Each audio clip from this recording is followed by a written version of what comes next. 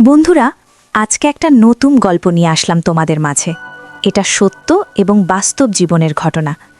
শেষ পর্যন্ত শোনার অনুরোধ রইল। শুনলে তোমার মন ছুঁয়ে যাবে। দেরি না করে চলো শুরু করা যাক।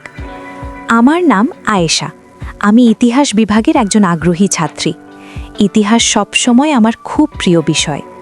আমার সৎ ভাই সাগর ভাইয়া, বয়স 21, তার সঙ্গেও আমার একই কলেজে পড়াশোনা। আমি প্রথম বর্ষে আর ভাইয়া দ্বিতীয় বর্ষে। আমরা একসঙ্গে বিশ্ববিদ্যালয়ে যাই প্রতিদিন সকালে। আমাদের বাবা, মানে আমি বলছি মা যাকে বিয়ে করেছেন, উনি এখন আমার বাবা। আমাদের যাতায়াতের সুবিধার জন্য একটি মোটরসাইকেল কিনে দিয়েছেন। ভাইয়া চালায় আর আমি তার পেছনে বসি। আমার নিজের বাবা মারা গেছেন অনেক আগে, তখন আমি খুব ছোট। মা পরে আবার বিয়ে করেন। নতুন পরিবারটা অনেক আন্তরিক। সাগর ভাইয়া বরাবরই শান্ত, দায়িত্ববান আর আমার প্রতি ভীষণ যত্নশীল। আমাদের দৈনন্দিন জীবনটা ছিল বেশ গোছানো। সকাল 8টায় বাবা মা দুজনেই অফিসে যান, আর তারপর আমরা দুজন ভাই বোন বাড়িতে তৈরি হই ক্লাসে যাওয়ার জন্য। একটা মাত্র বাথরুম, তাই সাধারণত আমি আগে গোসল করি, তারপর ভাইয়া। আমি একটু বেশি সময় নিই, কারণ মেয়ে হিসেবে একটু প্রস্তুতির বাড়তি সময় তো লাগেই। সেই রুটিন মাফিক জীবনের একদিন হঠাৎ একটা ছোট্ট ঘটনা ঘটে গেল, যেটা আমার মনকে একটু অস্থির করে দিয়েছিল। সেদিনও মা বাবা অফিসে গেলেন যথারীতি। আমি নাস্তা শেষ করে বাথরুমে ঢুকে দরজা বন্ধ করলাম। এমন সময় হঠাৎ মনে হলো দরজার নিচে যেন একটা ছায়া দেখা যাচ্ছে। প্রথমে ভাবলাম হয়তো লাইটের প্রতিফলন বা চোখের ভুল, কিন্তু যখন মুখে ফেস ওয়াশ লাগাচ্ছিলাম তখনও আবার ছায়াটা নড়ল। আমি এক মুহূর্ত চুপ করে দাঁড়িয়ে রইলাম। মনে হচ্ছিল কেউ যেন বাইরে দাঁড়িয়ে আছে, কিন্তু বাড়িতে তো তখন আমি আর ভাইয়া ছাড়া আর কেউ ছিল না। মাথার ভেতরে অনেক চিন্তা ঘুরতে লাগলো। হয়তো কিছুই না, হয়তো এটা নিছক কাকতালীয় কিছু, কিন্তু সেই মুহূর্তটা আমার মনে এক ধরনের আলোড়ন তৈরি করেছিল, যেটা সহজে ভুলে যাওয়া যায় না। এরপর গোসল শেষ করে বেরিয়ে এলাম, কিন্তু একটা অদ্ভুত অনুভূতি তখনও ভেতরে রয়ে গেল। সম্পর্কের গভীরতা বা জটিলতা অনেক সময় এমন ছোট্ট ছোট্ট মুহূর্তেই জন্ম নেয়। হয়তো সেটাও ছিল তেমনই কোনো স্বরূপ। আমি চেষ্টা করছিলাম মনকে শান্ত রাখার, নিজেকে বোঝাচ্ছিলাম সব কিছুই হয়তো আমার ভুল দেখা, কিন্তু মনটা মানছিল না। আমি ধীরে ধীরে গোসল শেষ করে কাপড় পরে নিলাম। যখন ওড়নাটা তুলতে গেলাম, তখন আবার দরজার নিচে একটা অস্পষ্ট নড়াচড়া দেখতে পেলাম। বুকের ভেতর যেন হালকা কাঁপন জাগলো। মাথায় প্রশ্ন ভিড় করছিল, এই কি সেই ছায়া? তবে কি? আমি আর দেরি না করে নিজের ঘরে চলে এলাম। প্রস্তুত হচ্ছিলাম বিশ্ববিদ্যালয়ে যাওয়ার জন্য। কিছুক্ষণ পর ভাইয়া ডাকলো, চল, দেরি হয়ে যাচ্ছে। প্রতিদিনের মতোই আমরা বাড়ির দরজা বন্ধ করে বেরিয়ে পড়লাম। আমি ভাইয়ার পেছনে বসে ব্যাগটা সামলে নিলাম। পরদিন সকালে বাবা মা অফিসে চলে যাওয়ার পর আমি সিদ্ধান্ত নিলাম এই সংশয়ের জবাব আমাকে পেতেই হবে। মনে একটা কৌশল এলো। আমি মোবাইল ফোনে ক্যামেরা চালু করে সেটা এমনভাবে বাথরুমের বাইরের দিকে রেখে দিলাম, যাতে কেউ যদি ইচ্ছাকৃতভাবে কিছু করে তা ধরা পড়ে। এরপর আমি বাথরুমে ঢুকে দরজাটা ভেতর থেকে বন্ধ করে দিলাম। কয়েক মুহূর্ত পর দরজার নিচে আবার একটা নড়াচড়া। এবার আর আমি দ্বিধায় ছিলাম না। যা হওয়ার তা ক্যামেরায় ধরা পড়েছে। গোসল ছেড়ে দ্রুত বেরিয়ে এসে মোবাইলটা হাতে নিলাম। নিজের ঘরে গিয়ে ভিডিওটা চালিয়ে দিলাম। সেখানে যা দেখলাম তাতে আমি স্তব্ধ হয়ে গেলাম। বিশ্বাস করতে কষ্ট হচ্ছিল, এটা কিভাবে সম্ভব?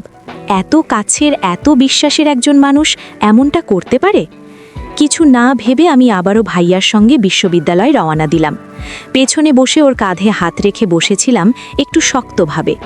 তখনও অবাক হয়ে বলল, তুই ঠিক আছিস তো? আমি বললাম, হ্যাঁ ভাই, একটু অস্বস্তি লাগছে তাই। পুরো দিনটা অস্থিরতায় কাটল। ক্লাসে মন বসছিল না, আর বারবার মনে হচ্ছিল আমি যা জানি তা ওকে বলবো কিনা। দুপুরে বাড়ি ফিরে এলাম। তখনও সিদ্ধান্ত নিতে পারছিলাম না ভাইয়াকে বলবো নাকি চুপ করে থাকবো। রাতে শুয়ে বারবার পাশ ফিরছিলাম, কিছুতেই ঘুম আসছিল না। অবশেষে আবার সাহস করে সেই ভিডিওটা চালিয়ে দেখলাম নিঃশব্দে একা। অনেক ভেবে আমি শেষমেশ সেই ভিডিওটা সাগর ভাইয়ের মোবাইলে পাঠিয়ে দিলাম। আমি চেয়েছিলাম সে জানুক আমি সব বুঝে ফেলেছি। সময় কাটছিল ধীরে ধীরে। 15 মিনিট, আধ ঘন্টা, তারপর 1 ঘন্টা পেরিয়ে গেল, কিন্তু কোনো উত্তর এলো না। সারা রাত কেটে গেল এমনভাবেই, কোনো প্রতিক্রিয়া ছাড়া। পরদিন ছিল রবিবার। আমরা সবাই বাড়িতেই ছিলাম। সকালের নাস্তা সবাই একসাথে খেলাম। আমার ভিতরে তখনও চলছিল একটা ঝড়। নাস্তার সময় বলতে চেয়েও কিছু বলিনি। ভাইয়ার আচরণ ছিল স্বাভাবিক, যেন কিছুই ঘটেনি। মনে হলো ভিডিওটা হয়তো সে এখনও দেখেনি। ঠিক তখন সকাল 10টার দিকে হঠাৎ মোবাইলে ভাইয়ার একটা মেসেজ এলো। আমার হাত যেন কেঁপে উঠল। তাতে লেখা ছিল, ভিডিওটা দেখেছি। মেসেজটা ছোট হলেও তার ভেতরে যেন অনেক কিছু লুকানো ছিল। আমি উত্তর দিলাম, কিন্তু এরপর থেকে ও আর কোনো উত্তর দিল না। দুপুরের খাবার টেবিলে আমরা সবাই একসাথে বসেছিলাম। আমি খেয়াল করলাম ভাইয়া একদম চুপচাপ মাথা নিচু করে খাচ্ছে। খাওয়া শেষে সে উঠে চলে গেল নিজের ঘরে। আমি বাবা মার সামনে বললাম, ভাই একটু পর তোমার ঘরে আসব, একটা জায়গা বুঝিয়ে দিতে হবে। ও কিছু বলল না, কেবল চলে গেল। বাকি কাজ সেরে মা বাবা নিজেদের ঘরে চলে গেলেন। আমি তখন সোজা ভাইয়ার ঘরের দিকে গেলাম। দরজা ঠেলে ঢুকতেই দেখি সে জানালার পাশে চুপ করে দাঁড়িয়ে আছে। আমি নিঃশব্দে ঘরে ঢুকে দরজাটা টেনে লাগালাম। তারপর তার পাশে গিয়ে দাঁড়ালাম। ওর চোখে জল, মুখটা গম্ভীর। এতটুকু সময়েই বুঝতে পারছিলাম ওর ভেতরে অনেক কিছু চলছে। ভাইয়া আস্তে করে বলল, আমি সত্যিই দুঃখিত। ওর গলায় কাঁপুনি ছিল। আমি তার চোখের দিকে তাকিয়ে রইলাম। সে যেন আরও ভেঙে না পড়ে, তাই আমি একটা শান্ত অভিব্যক্তি নিয়ে আলতোভাবে তার কাঁধে হাত রাখলাম। আস্তে করে বললাম, এই বয়সে অনেক সময় অনেক কিছু ঘটে যায়। ভুল মনে হলেও তা নিয়ে নিজেকে শেষ করে দেওয়ার কিছু নেই। তখন ভাইয়া বলল, কিন্তু আমরা তো ভাই বোন, এটা তো ঠিক না। আমি মৃদু হেসে বললাম, আমি জানি তুমি অনুতপ্ত। আমার কাছে সেটা বড় কথা। আমরা দুজনেই পরিণত, দায়িত্ববান। তাই আমাদের যা কিছুই হোক, সেটা যেন আমাদের সম্পর্কে অশ্রদ্ধ না আনে। আমার কথাই ভাইয়া খানিকটা স্বাভাবিক হলো। আমি বুঝতে পারছিলাম এই পরিস্থিতি একটা গুরুত্বপূর্ণ বাঁক। এটাকে কিভাবে সামলানো হবে সেটাই ভবিষ্যৎ ঠিক করে দেবে। আমি জানতাম ওর চোখে অপরাধ বোধ রয়েছে, কিন্তু হয়তো আমি একটু বেশি কড়া কথা বলে ফেলেছি। ওর মুখের অভিব্যক্তি দেখে মনে হচ্ছিল খুব ভেঙে পড়েছে। তাই একটু হালকা হাওয়ায় ফেরানোর জন্য হেসে বললাম, এই যে এখন এত নীতির কথা মনে পড়ছে, সেদিন কিন্তু দরজার নিচের ছায়া নিয়ে তেমন চিন্তিত দেখায়নি। আমি কথাটা মজা করেই বলেছিলাম, যেন পরিবেশটা আর ভারী না হয়। তারপর বললাম, তুমি সব সময় আমার পরিবারের একজন, সেটা কখনো পাল্টাবে না। এই বিষয়টা নিয়ে আর বেশি ভেবও না। এরপর একটু মজা করে চোখ টিপে বললাম, কাল বিকেলে একটু সময় পেলে আমার সঙ্গে গল্প করো। খারাপ লাগছে এসব ভেবে। ও আমার দিকে চেয়ে রইল, কিছু বলল না, শুধু চুপচাপ তাকিয়ে রইল। সেদিন রাতের খাবারের টেবিলে ভাইয়া হঠাৎ বলল, কাল বিশ্ববিদ্যালয়েতে একটা ছোটোখাটো ইভেন্ট হচ্ছে, কিন্তু আমার ভালো লাগছে না যেতে। মা বললেন, তাহলে আয়েশিকেও যেতে হবে না। বাবা বললেন, তুমি খেলাধুলায় তো আগ্রহী ছিলে, এখন কি আর ইচ্ছা হয় না? ভাইয়া মৃদু হাসল, আগে যেরকম ছিল এখন আর তেমন নেই। নতুন অনেকেই এসেছে। আমি বরং কালটা বাড়িতেই থাকতে চাই। আমি ভাইয়ার দিকে তাকিয়ে হালকা হাসলাম। পরদিন সকালে বাবা মা অফিসে বেরিয়ে গেলেন। আমি ধীরে ধীরে ভাইয়ার ঘরে গেলাম। সে তখন বিছানায় আধা ঘুমে শুয়েছিল। বললাম, আজ তো ক্লাস নেই, সারাদিন কি করবা? ও হেসে বলল, তুমি তো বলেছিলে একটু কথা বলতে চাও, তাই ভাবলাম সময়টা রাখাই যায়। আমি একটু হেসে বললাম, তুমি তো খুব সিরিয়াস হয়ে গেলে মনে হচ্ছে। ও কিছু না বলে চোখ মেলে আমার দিকে তাকালো। একটা মুচকি হাসি দিয়ে বলল, সব সময় না, আজ শুধু তোমার জন্য। আমরা কিছুক্ষণ গল্প করলাম, পুরনো কথা, ক্লাসের স্মৃতি, ছোট ছোট মজার ঘটনা। হঠাৎ আমি জিজ্ঞেস করলাম, তুমি কেন এমনভাবে কথা বলো? মাঝে মাঝে মনে হয় আমাদের মধ্যে বন্ধুত্ব ছাড়িয়ে অন্য কিছু ভাবতে শুরু করছো। সে শান্তভাবে বলল, সব বন্ধুত্বেরই একটা গভীরতা থাকে। কখনো সেটা অনুভূতির থেকেও বেশি কিছু মনে হতে পারে, তবে সেটা মানে এই না যে সব সীমা পার হয়ে যেতে হবে। আমি কিছুক্ষণ চুপ করে রইলাম।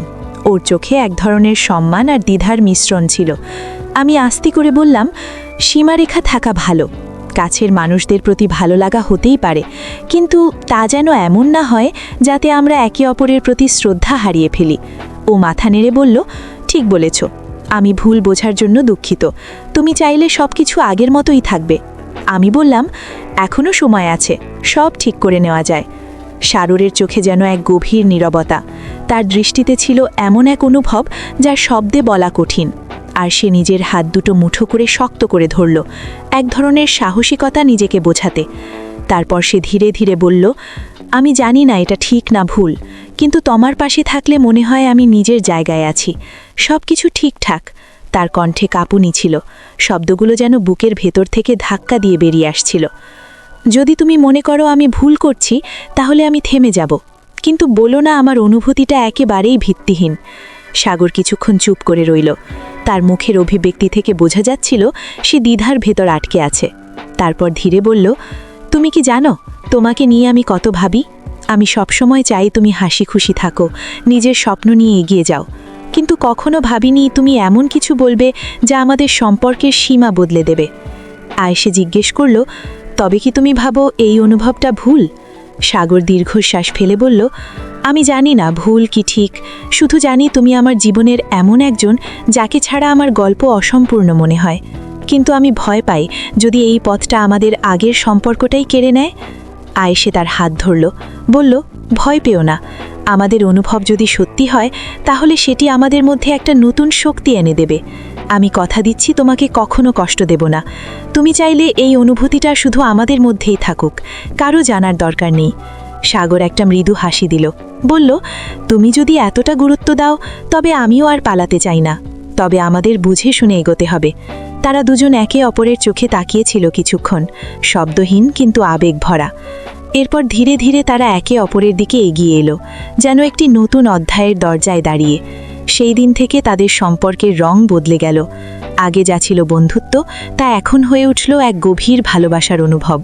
কিন্তু এই অনুভূতির স্বীকৃতি ছিল কেবল তাদের নিজেদের মধ্যেই, একটি নীরব সংরক্ষিত অধ্যায় যা বাইরের জগৎ জানে না। পরদিন সকালে আয়েশে কিছুটা চিন্তিত ছিল। সাগর বলল, কি হলো, চিন্তিত দেখাচ্ছে? আয়েশে মাথা নিচু করে বলল, সবকিছু এত দ্রুত হয়ে গেল, আমি বুঝতে পারছি না সামনে কি হবে। আমাদের পথ সহজ হবে না, সমাজ, পরিবার সবাই প্রশ্ন তুলবে। সাগর মাথা নেড়ে বলল, হ্যাঁ ঠিক বলেছ, তাই এখন থেকে আমাদের প্রতিটি পদক্ষেপ সতর্ক হতে হবে। আমরা নিজেরাই নিজেদের বিশ্বাস করতে পারলেই বাকিদের মানানো সময়ের ব্যাপার। সাগর ধীরে ধীরে আয়েশের দিকে এগিয়ে এসে বলল, যখন ভালোবাসা সত্যিকারের হয় তখন আমাদের কাউকে কিছু প্রমাণ করার দরকার পড়ে না, শুধু একে অপরের পাশে থাকাটাই সব কিছু। আয়েশে তার কথা শুনে একটু আশ্বস্ত হলো। সে সাগরের চোখের গভীরে তাকিয়ে বুঝতে পারল এই মানুষটার সঙ্গেই তার মনের যোগ, ভয় পাওয়ার কিচ্ছু নেই। সাগর বলল, তুমি চাইলে আমরা আমাদের সম্পর্ক এখনই সবার সামনে আনতে পারি না, তবে সঠিক সময় এলে আমরা কাউকে লুকাবো না। আয়েশে হাসি মুখে বলল, আমি শুধু চাই আমরা যেন সবসময় একে অপরকে বুঝি। যদি বিশ্বাস থাকে সব বাধা আমরা পার করতে পারবো। পরবর্তী কিছুদিন ছিল নিঃশব্দ কিন্তু সুন্দর। তারা দুজনেই সিদ্ধান্ত নিয়েছিল এই ভালোবাসা কখনো তাদের পড়াশোনা বা ভবিষ্যতের পথে বাধা হবে না। তারা একে অপরকে স্পেস দিত, সাপোর্ট করত। কিন্তু ভালোবাসা এমন এক আবেগ যাকে চেপে রাখা কঠিন। একদিন কলেজের ক্যান্টিনে বসে তারা মৃদু গলায় কথা বলছিল, হাসছিল। ঠিক তখনই রিনা, তাদের ঘনিষ্ঠ বন্ধু, সেখানে এসে পড়ে। সে হেসে বলল, এই যে খুব গোপন গোপন কথা হচ্ছে নাকি? আয়েশে আর সাগর কিছুটা অস্প্রস্ত হয়ে গেল। সাগর হালকা করে হেসে বলল, না রে, তেমন কিছু না, সেমিনারের আলোচনা হচ্ছিল। কিন্তু রিনা বুঝতে পারছিল এখানে কিছুর গন্ধ আছে। সেদিন সন্ধেয় সাগর একা ছিল বাসায়। হঠাৎ ফোন বেজে উঠল। আয়েশের গলায় ছিল চিন্তার ছায়া। তুমি কি ছাদে আসতে পারবে? খুব জরুরি কথা আছে। সাগর ছাদে গিয়ে দেখে আয়েশে আগেই সেখানে দাঁড়িয়ে, হাতে একটি লাল গোলাপ। আমি আর লুকিয়ে রাখতে পারছি না, সে বলল। আমি তোমাকে ভালোবাসি সাগর, আর এই সত্য সবাই জানুক, আমি চাই। সাগর স্তব্ধ হয়ে গেল। কিছুক্ষণ চুপ থেকে বলল, তুমি কি জানো এর মানে কি? সমাজ, পরিবার, বন্ধু বান্ধব সবাই প্রশ্ন তুলবে। আয়েশে ধীরে বলল, তাদের চিন্তা আমার নয়, আমি শুধু চাই তুমি আমার পাশে থাকো, তাহলেই আমি সব প্রশ্নের উত্তর খুঁজে নেব। সাগরের চোখে জল এসে গেল। সে গোলাপটি হাতে নিয়ে বলল, তোমার সাহস আমাকে সাহসী করে তোলে। যদি তোমার ভালোবাসা এতটাই সত্যি হয় তাহলে আমি সব বাধা অতিক্রম করব।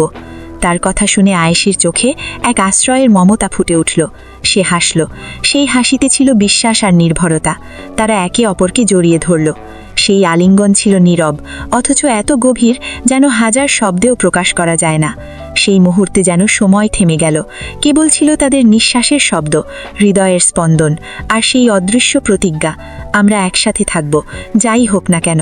এই ভালোবাসা এখন আর কেবল একটি গোপন অনুভব ছিল না, এটি ছিল এক সাহসিকতার গল্প, এক সম্পর্কের শিকড় যা সময়ের সাথে আরও গভীর।